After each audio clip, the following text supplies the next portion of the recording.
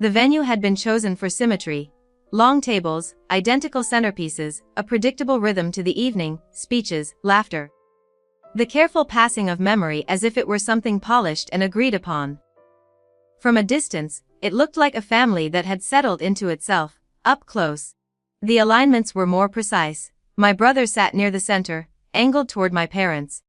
I was placed 2 seats off the edge, not excluded, exactly, but positioned where I could be included or ignored without disruption. It had always been like that. Adjustable, I noticed it without reacting. I'd learned to read placement the way other people read tone.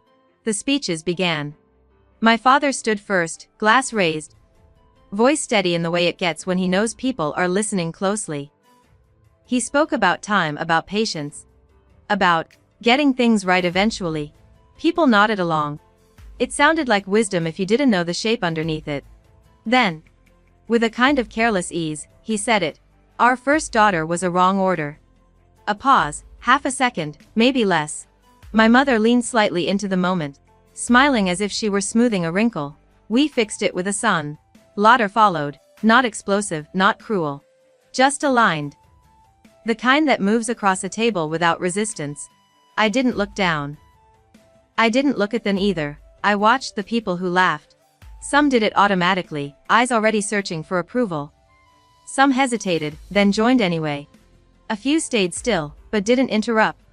It was all familiar. For a moment, nothing in me reacted.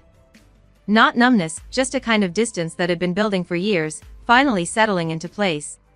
I thought about correcting them. Not the words themselves, but the structure behind them. The way a person becomes an early version of a mistake that gets quietly rewritten. But correction would have required participation. And I was already somewhere else.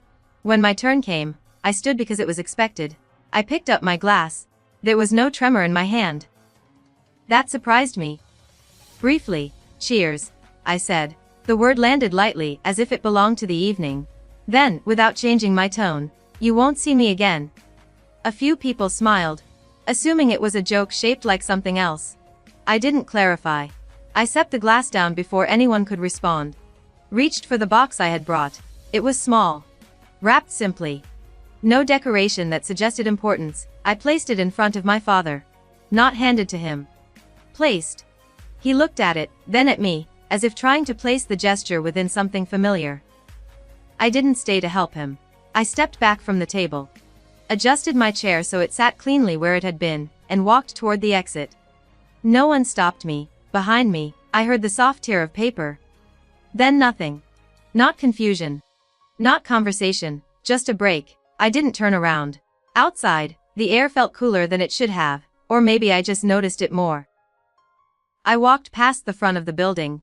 Past the line of cars arranged for convenience. Past the part of the evening that would continue without me. Only slightly altered. My phone stayed silent for a while. When it finally rang, I let it. Then it stopped, a message came through instead. Then another. I didn't open them. Inside the box, there wasn't anything dramatic. No letter. No accusation, just documents. A certified copy of my legal name change. Finalized months ago. Proof of address, registered elsewhere, with no secondary contact listed. Formal notice of withdrawal from any shared financial ties. Accounts closed, access removed. Responsibilities reassigned through proper channels. A brief statement typed, not signed emotionally, only legally.